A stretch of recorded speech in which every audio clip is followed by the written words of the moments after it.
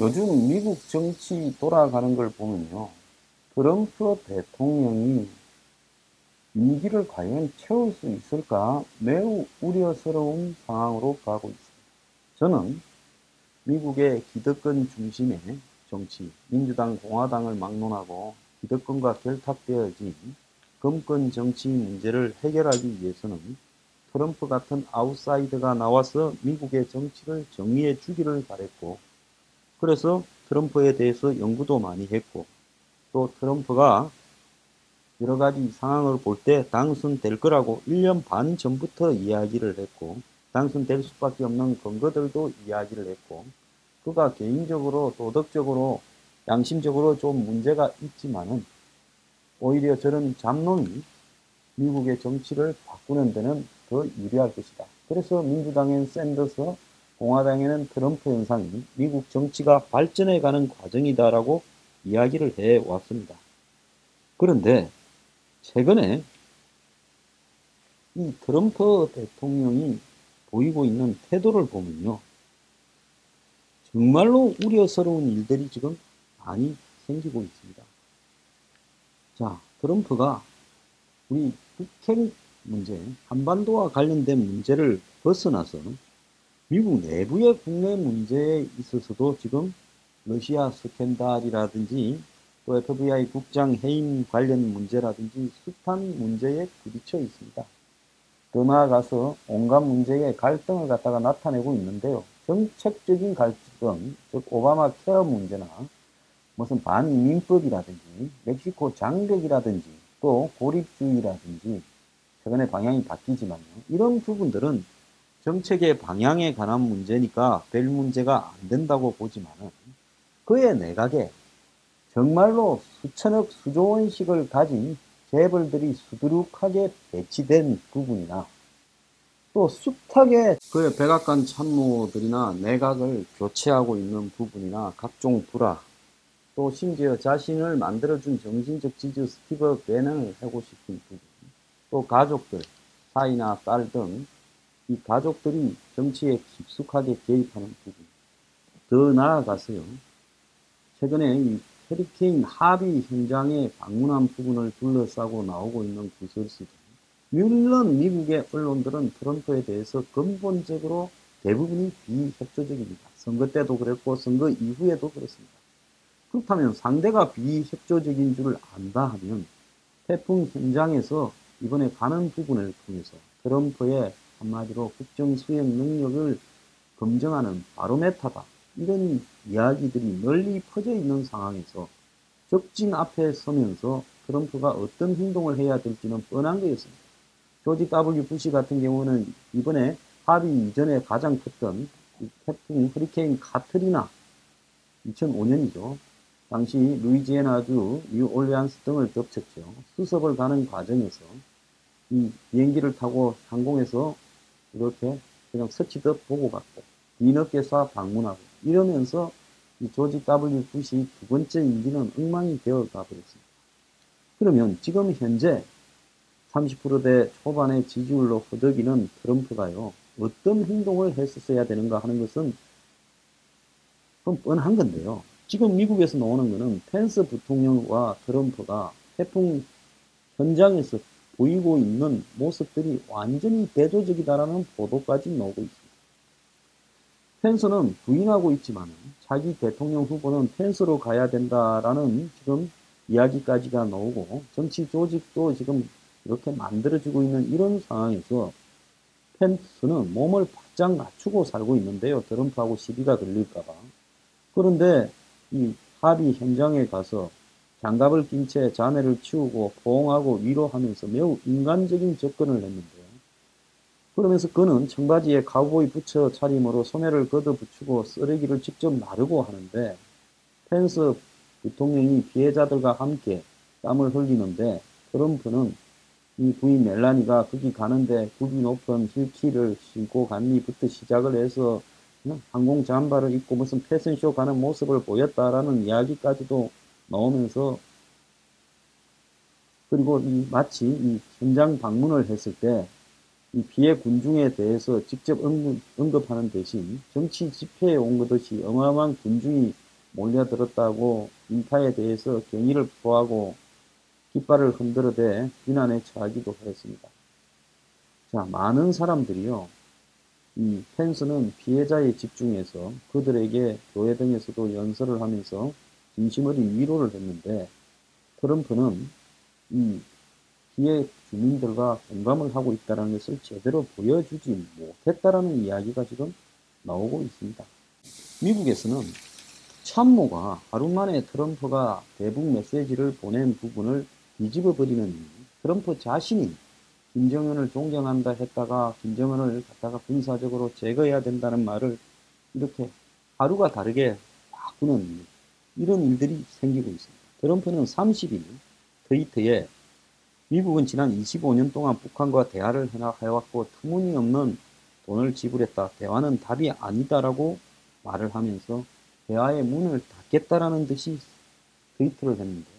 대통령이 트위터를 하는 것 자체도 저는 문제라고 보고 있습니다. 그런데 지난 8일에는 북한에 대해 화염과 분노를 언급했다. 22일에는 김정은이 우리를 존중하기 시작했다라고 했다가 또 일주일 만에 또 강한 압박을 하겠다고 군사적으로 대응하는 듯이 비춰지는 오락가락 행보를 하고 있는데요. 그만 오락가락 하면 되는데 매티스는 송영무 한국 국방부 장관하고 회담을 하기 전에 트럼프 대통령이 대화가 답이 아니라고 했는데 외교헌법은 고갈됐는가 하고 기자가 물으니까 노라고 말하면서 우리는 결코 외교적 해법을 배제하지 않는다면서 계속 북한과 대화로 해결할 거라고 이야기를 했습니다. 하루 만에 국방장관이 대통령의 말을 뒤집어 버립니다. 지금 미국의 최고 현안이 북한의 핵과 미사일인데요.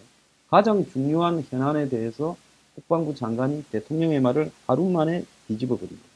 tillerson 국무장관도요. 트럼프의 강경 발언하고는 반대로 똑같은 시간에 북한과 대화할 것이라고 했습니다. 그러다 보니까 미국에서는 미국 현대사에서 대통령의 말을 최고위 참모들이 이렇게 뒤집는 것을 본 적이 없고 과거에는 구경도 못하던 일이 트럼프 행정부에서는 일상적으로 일어나고 있다라고 이야기를 하고 있고 그래서 트럼프가 본인 스스로 말을 뒤집고 참모들이 트럼프 말을 뒤집는 부분에서 세계 초강대국 미국이 자국의 안보에 관한 이야기에 있어서 그 메시지에 혼란을 주고 있고 이것이 동맹국에게 여러 가지로 더 어려운 충격과 혼란을 주고 있는 게 아니냐. 그러면서 거기에 어떻게 나올지 모르는 김정은의 불안정성이 더해지면서 한반도 정세가 매우 심각해져 가고 있다는 이야기도 나오고 있습니다. 트럼프는 4월 달에도 북한과 심각한 충돌로 끝날 수 있다 했다가 5월 달에는 김정은을 만나면 영광이라고 했다가 그래서 과거 미국 대통령들은 고립주의든 개입주의든 독트린 같은 거를 정해가지고 한번 정하면 수십 년간 미국의 대외적인 지정학적인 외교안보적인 어떤 원칙이 되는데 이런 원칙이 트럼프에서는 없어져 가고 있고 그야말로 트럼프가 김정은처럼 애척 불허의 인물이 되겠다라는 건데 결국 이것이 한마디로 전략적 모성이라는 핑계하에 상대방에게 패를 숨겨서 이익을 극대화하겠다 하지만 기업과 정치는 기본적으로 원칙이라는 부분이 있어야 된다는 측면에서는 아주 다른 겁니다. 그런데 트럼프가 리얼리티 쇼 참가자처럼 쇼만 지금 하고 있다는 부분을 갖다가 비판을 받고 있고요. 또 다중인격처럼 대통령 수명을 연장하기 위한 초조감을 다양한 지금 말의 변화로서 나타내고 있다는 이야기도 있습니다. 이러다 보니까 지난번에 살러츠 빌 같이 미국에서 가장 예민한 인종 문제에 대해서 트럼프는 인종주의는 악이라 했다가 양쪽 모두 비판받을 수 있다 했다가 언론 보도가 잘못됐다고 했다가 치유할 수 없는 분열은 없다고 하고 단합을 강조했는데요. 마치 아이덴티티 23이라는 영화에 나오는 다중인격을 보는 것 같은 모습을 보이고 있습니다. 미국의 전문가들은 트럼프, 김정은이 대화를 한다고 해도 걱정이 된다라는 이야기가 나오고 있는데요. 애척 불허인 트럼프가 애척 불허인 김정은과 대화에 나선다는 것은 한마디로 군사적 충돌에 못지않은 미국과 한국의 전략적 피해를 남길 수 있다고 지적을 하고 있습니다. 러셀 전 국무부 동아태 차관보는요, LA 타임즈와 인터뷰에서 북한은 위기와 긴장을 극대화한 다음에 평화적 안으로 궤도를 수정하려고 한다면서 이 미국과 트럼프 임기 내에 직접 대화를 이루려고 하고 있는데 미국에는 함정이 될 거다라고 이야기합니다. 그 함정이 뭐냐? 북한의 핵을 인정해주고 주한미군을 철수하고 국민 수교하는 그런 것이 함정이죠. 그래서 트럼프 대통령은 대안은 답이 아니다라고 하면서도 참모들은 지금 이 입장을 다르게 하는 이런 부분들이요. 지금 속은 다 보인 겁니다. 트럼프가 언제든지 대화하고 싶어 하는데 자기의 구미에 맞지 않는 일이 생기면 강한 척 하는데 김정은은 그걸 다 읽고 있다라는 겁니다. 자, 빌 클린턴이든 역대 미국 대통령들은 북한의 이런 함정에 걸려들지 않았는데 협상의 달인이라고 하는 비정치인 출신 트럼프가 역대 정부와는 완전히 다른 접근법을 하고 있는데 이런 어떤 부분들의 결말은 트럼프 김정은의 대화의 끝이 북한의 핵지위를 인정하고 한미 공동훈련을 축소하고 그러면서 미국은 일본 한국과의 동맹이 약해지고 중국에만 이익을 주는 형태로 끝날 수가 있다는 거죠. 그래서 대화에 나서는 장본인이 애측 불행인 트럼프가 나가는 부분에서 이것은 김정은의 수에 말려들 가능성이 매우 커다란 우려가 미국에서도 나오고 있습니다. 아까 제가 30% 초반이라 했는데 트럼프 지지가요 39%로 지금 추락했다라는 이야기가 나오고 있는데 역대 최저 수준입니다. 일부 조사에는 30% 초반대 나오는 조사도 있습니다. 그런데 미국에서는 트럼프가 20%의 지지율로 수령하게 되면 탄핵이 될 것이라고 생각하는 사람이 많습니다. 앞으로 트럼프가 자신의 지지층이었던 백인 노동자 저소득 저교육층에서 또 등을 돌리게 된다면 아마 그 지지율로 떨어질 거라고 보는데요.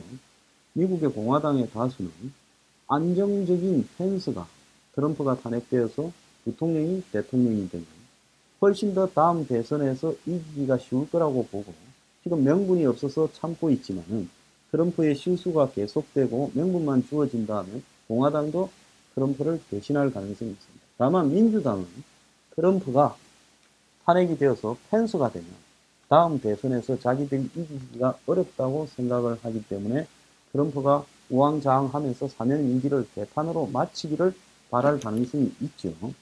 어쨌거나 트럼프는 지금 북한 문제를 자신의 지지율로 삼기 위해서 안간힘을 쓰고 있는데요. 트럼프 지지율이 10% 이상만 더 떨어지면 이 북한 문제를 가지고 승부수를 던질 거라고 보는데 이것이 한국에도 매우 어려운 일로 작용할 수 있다는 겁니다.